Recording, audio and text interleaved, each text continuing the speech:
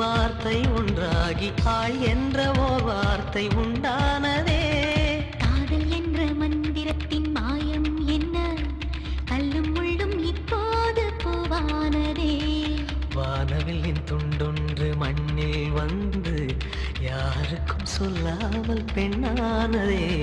தென்மேற்கு பருவ